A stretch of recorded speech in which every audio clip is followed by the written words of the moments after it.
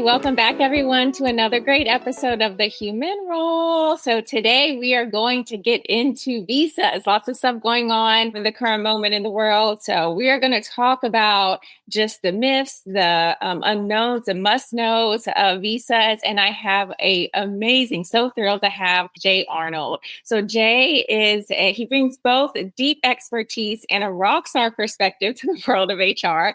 He's a seasoned global mobility and immigration leader, and he's helped many large organizations navigate the complexities of employment-based immigration. Not to mention that he is the founder and host of Backstage Pass, the HR Rockstar podcast. And so he highlights industry voices and uncovers the behind the scenes work that drives HR excellence. So he's a perfect person to give us all the details on visas, everything that we must know. And so Jay, I'm super excited to have you here today. Thank you so much for taking time out of your day. But for anyone in my network who may not be overly familiar with you, I'd love for you to just give some details of your background and kind of let us know what has led you to even get this niche of experience when it comes to visas.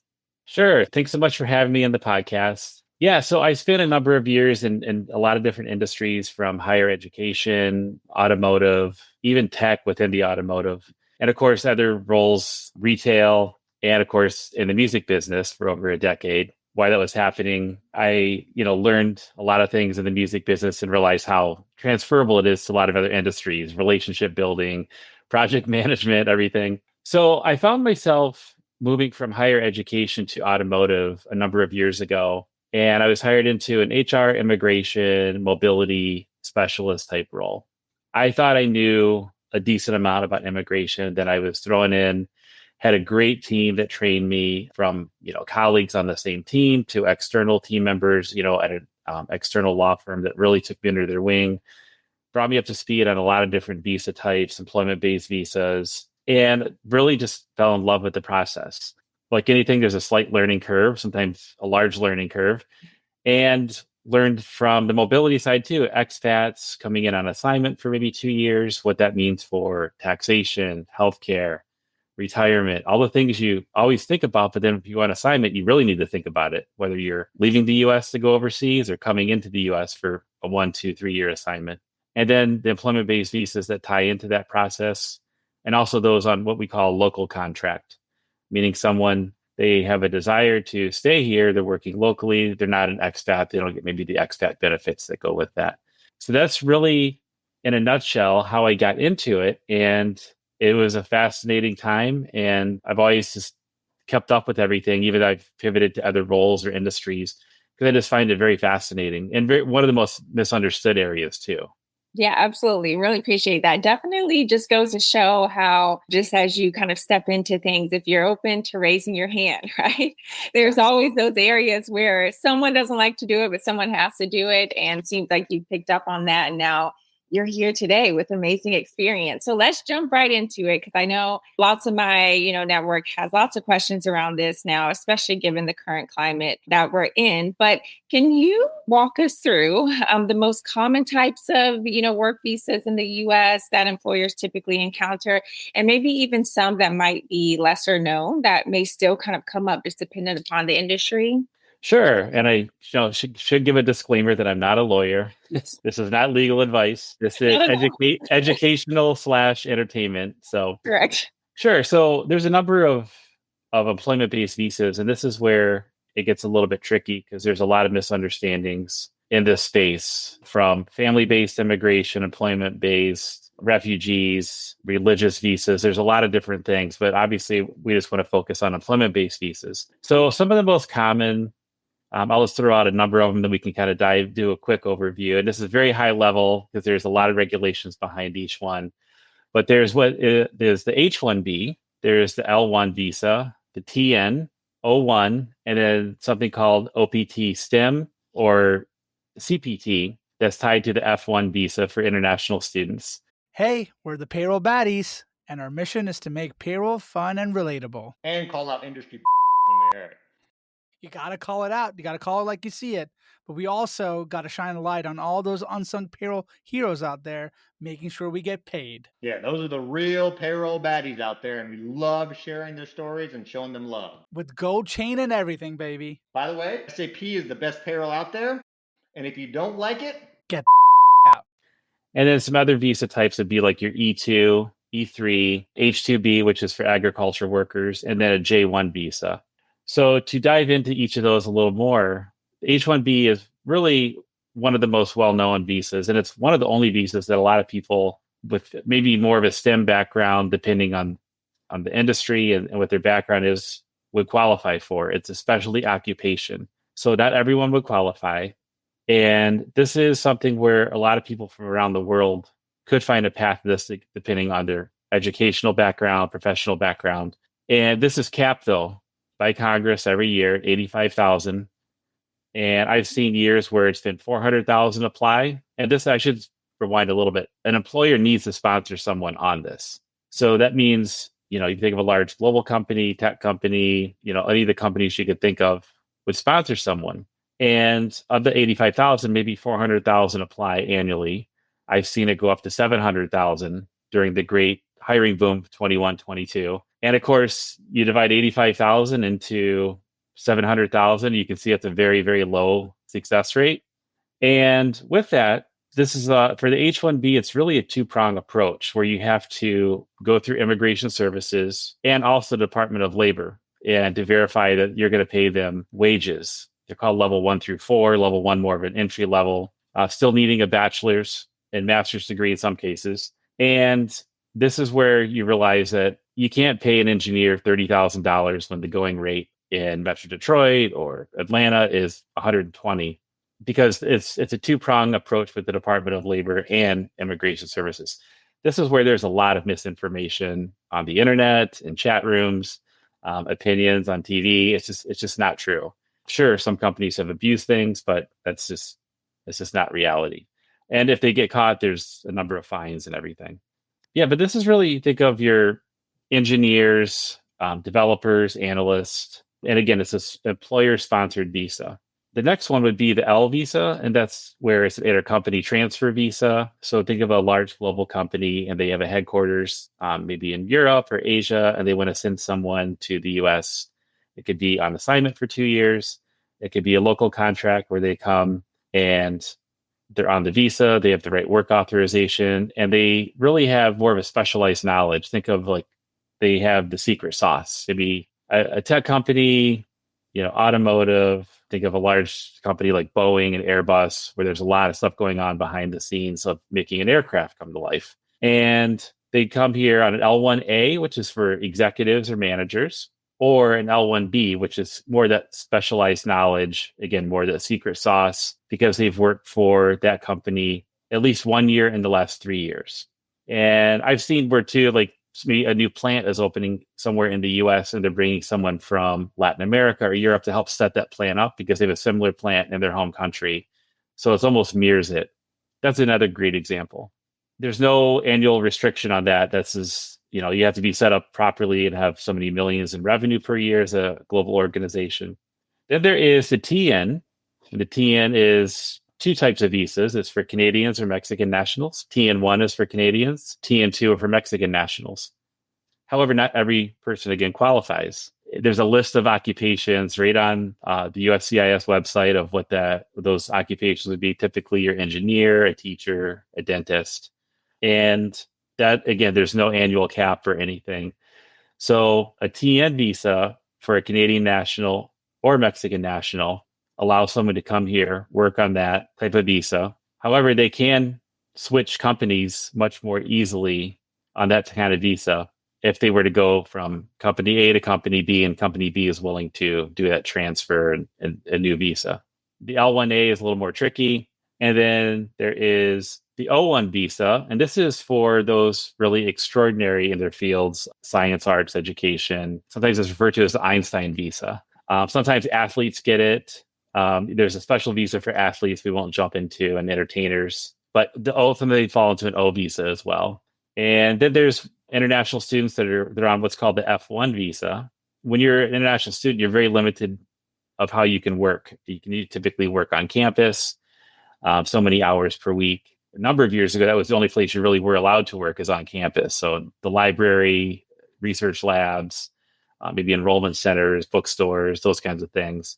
And then for those that are going into the STEM field, they can get similar to a work permit that allows them to, it's called F1 OPT STEM, and they're allowed to work for a couple of years after they graduate, as long as they're in a STEM field like engineering. And what the hope is typically is they work on that for a couple of years, and then they get into the H-1B lotto, and then they're able to stay at that point. So that's it in a nutshell. I should share the E3 is also for citizens of Australia as well. Lots of good information. I feel like I just learned something also in those last couple of minutes. Yeah, a lot to digest. I know. Yes, it's different areas. I did not know that there was essentially a cap on it, right? But understandable. You can't let everyone in. I'm sure there's a heavy approval process and requirements as well. So I guess in some ways it's good to know that that's being monitored. But yeah, but lots of good stuff, guys. And also now I wanted to kind of get into the myths of things, because we know that, with the headliners and clickbait nowadays, lots of things are just being said, and it's very hard to distinguish between what's accurate, what's not. So let's get into maybe what you've seen are the biggest myths or misconceptions when it comes to, the work visas for employers. So the biggest myths, many assume the H-1B visa is guaranteed with employment, but it's really, like I mentioned before, it's a lottery system, and it's subject to annual caps. And some of the other misconceptions related to that are work visas are permanent. There's something called dual intent, where in the eyes of the government, certain visa types, the government knows, okay, it's dual intent, meaning like the H-1B, meaning that they would like to be here if they apply for a green card. That's very common. And there's other ones that are not dual intent, like the TN, means you can be on a TN visa. You keep renewing it every couple of years, but you can be essentially doing that indefinitely. There's a lot of Canadians that cross the border daily and weekly here in Metro Detroit, working for different industries. It's very easy to do that. And it's for a Canadian to do that, it's very, very cheap in terms of the cost of it. It's less than $100 to process at the border of U.S. and Canada. And I should say cheap. It means the processing fee or filing fee at the border. Again, you want to make sure you're paying everyone the same type of wage. Another one is, yes, there is expenses involved in any type of visa sponsorship and green card sponsorship, which is a whole different discussion, for another time. But it can be risky at times. It depends. You really want to work with the different teams involved as far as strategy. Sometimes people think it's just a formality, and whether it's a hiring team or even the employee, they don't necessarily, they think it's I just go and show up to an appointment. So that's where some of the misconceptions is. So another one is that, there's misconceptions in work visas that they're permanent. And in reality is most are temporary and are tied to a specific employer. And that could be a challenge for job mobility. So certain visas might have more flexibility to do a transfer behind the scenes if you're going to go from company A to company B. But many of them are tied to a certain employer, and there's a lot of behind the scenes things if someone were to change roles. And other ones, they are somewhat locked in, and this is the company they're going to work for at least a handful of years, while things are happening behind the scenes, and maybe they're filing for a green card and so forth. The biggest misconception also is hiring teams, HR, the business areas that everyone's serving. It's really more of an investment in global talent. So understanding the different nuances for the employers and the candidates or internal team members is really key. Speaking of that, speaking of from the HR side too, let's get into what you've seen are the top mistakes, right? That HR teams make when they're dealing with visa related hiring, onboarding, all that good stuff. Because I think you're also kind of alluding to that or getting into that, right? We need the proper teams in place, but I feel like this is an area where not a lot of people have spent a lot of time, in doing, unless you get something, you get this hire probably dropped on your desk, and then you have to kind of rush to put something together. You may not even understand it. They may have a language barrier, so they may not know, certain things. So what are the top mistakes that you've seen, HR people make, and then what are ways that they can hopefully avoid that in the future? One of the biggest I've seen in my experience is really starting the process too late. Visa applications there are very strict deadlines, government processing delays like the H-1B lotto. The H-1B lotto, it happens every year at a very specific time in March through April. Then there's waiting for the results and throughout the year, June, July. That's just one visa type, so the H-1B. Then, there's other types. So in dealing with internal teams from TA, HR teams, HR managers, business unit leaders, and working with hiring teams that might be high volume and they know they did an L1 visa a year ago, so this should be the same process. It's very different. It depends on a lot of factors, depends on the role, depends on the candidate's experience. So assuming that all the visas are the same, that's also another big issue. In that process, not communicating clearly with candidates, and I should say candidates, these could be internal candidates or external, just depending. So, working with someone at a location in Europe or Asia that applied for a role that is open to visa sponsorship. And then really looking at post-hire needs. That's where I think sometimes people forget that visa holders may need support. Like, are there certain travel restrictions? They come and, they're working, but they might not be able to go home for whatever reason for a year. Dependent visas is our family coming with them, spouse, kids, and that lack of support can be problems down the road. So I look at it really as more as a strategic function, not just a transactional one. And that's one thing I really enjoyed when I was in that position. I was able to talk to the candidates through email. We get on a call at times, understand what's going on, have realistic timelines. This is all pre-COVID. COVID uplifted everything. So I should say this is all pre-COVID. And working with the embassies, because if someone's overseas, they go to the embassy for an appointment. Some embassies, it's a 6-month wait to get an appointment. So it depends, again, which country someone's from.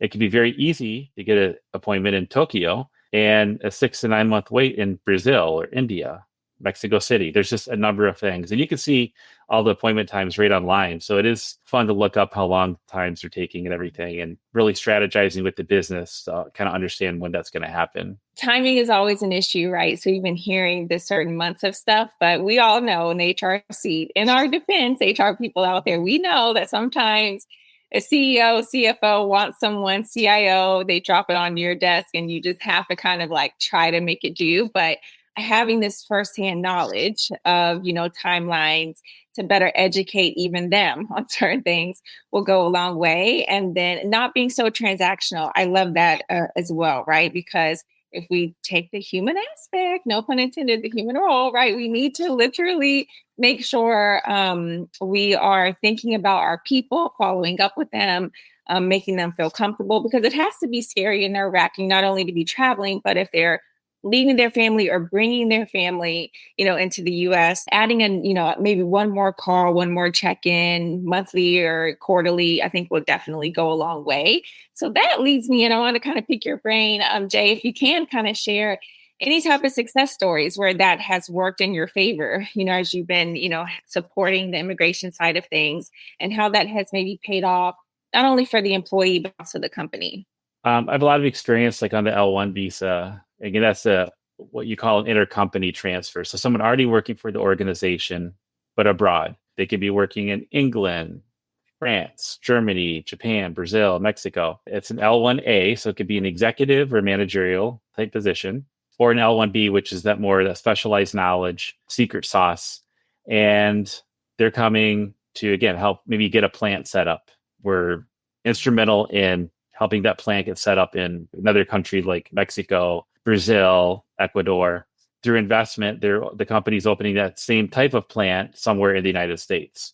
Well, there's no reason to reinvent the wheel. We already know what's working in one location, and you open that same plant in a location within the US to local codes and obviously regulations, of course. But as far as getting the process, so in working with, hiring teams, the candidate, understanding what kind of documentation to prepare for. The L1A is a very, very detailed visa. Again, you have to work for the company at least 1 year within the last 3, but there's a lot of paperwork involved. I've seen it be well over 100 pages of documentation to, work with your manager in your current location, work with your new manager somewhere in the US, work with the HR immigration team, and the legal team, whether it's internal or external. And then they have to set up an appointment at the U.S. Embassy, present all the information to an officer at the embassy, and the officer has to make a decision based on all the information. So seeing that process be successful everything's organized. And then even when an officer says, I love doing cases that are like this because they're always put together, very well done. The person gets their visa approved. And within 6 weeks, they're going through the onboarding process within the US. They've relocated, their families with them. And then they even in their office and they ask like, hey, is Jay here? I'd like to say hello. And then you finally able to shake hands and say, welcome to the team. And people have gone home on vacation or the holidays and, brought back a souvenir or maybe like food to their country. And they're like, hey, I thought you wanted you to have this way of saying thanks for everything. And then just seeing them go through, that first 6 months in their role and going, okay, you can see the tangible results. Like they're actually working on this really cool project or getting something up and running, literally like building it from the ground up of a process, I should say, of that's going to make, a certain parts or something like that. So that's where I've seen a lot of success, come in, and it's been very rewarding to be part of that, even a small part or a big part, maybe depending who you ask. So yeah, all good stuff. I would say just knowing that like they thought of you, right? When they went back home and brought something just shows that that's their thank you. And I think maybe they weren't able to say it every single day, but I'm sure getting some insight from you, being able to shake your hand, knowing that they had you there for questions and you didn't make them feel like that they were, bothering you in any way has gone like a really long way. So yes, people, make sure we are still keeping up with the human aspect of things. They're learning. I mean, imagine if we were going to another country, I couldn't have, that would be just frightening to me. So yes, I'm sure they feel the same. Yeah. And that's kind of the same thing. I always thought, like, if I was going on assignment overseas, I would have a lot of questions on healthcare, retirement, taxes. Can my spouse work? Like, what are the legal ramifications? Cultural training for my kids. I mean, there's a million things to think about, and then you don't really think about it until you're forced to. Yes, absolutely. Culture is a whole nother thing, right? Right. That's a whole nother episode for another day. Okay, but wrapping up here, I wanted to just get some last little insight from you, Jay. What type of advice? I mean, we've gone through, making sure we're still being human to people and having a strategy, focusing and making sure we have the time to get this done. But any other like additional advice for any new HR person that's new in this space of the visa world or has never experienced this before, and come Monday morning after we post this, they all of a sudden have something on their desk? Like any other additional advice that you would give out?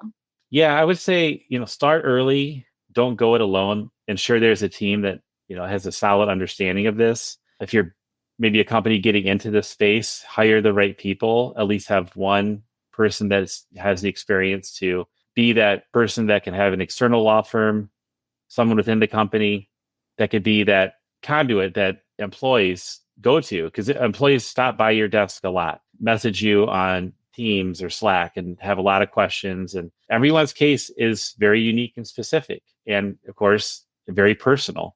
It's very complex, very unpredictable. Again, especially if you're going at it for the first time. And just having that right teams in place to where even like high level, HR leaders know that there's someone underneath. Just like you have the right benefits person, the right compensation person, you have to have the right immigration person as well. Because it's very repeatable. It's a very repeatable, compliant process that just when you think you've seen it all, something new comes along. Being very proactive so it reduces risk. Yes, absolutely. There you have it, folks. Jay Arnold, everybody. Yay! Thank you so much for giving all of your insight. He will be attached to this post, so please send him a connection. Check out the HR Rockstar podcast. He's doing great things over there as well. And if you have any type of like visa questions, he's your guy to run it by. Hey, look, I'm not saying for free all the time, but maybe a quick little question. Don't overload him with stuff. But yeah, so thank you so much, Jay, for your insight. Really appreciate you being here today. Hopefully we can catch up in the future. Jay and I are also a part of the Work Defined podcast, you guys. So go check out great network of industry leaders handling podcasts in our HR field. So check all that out. And Jay We'll catch up with you, I'm sure, at some point towards the end of the year, sometime next year. Thanks again for being on. And to my audience out there, I will see you in another couple of weeks. Thank you. Take care.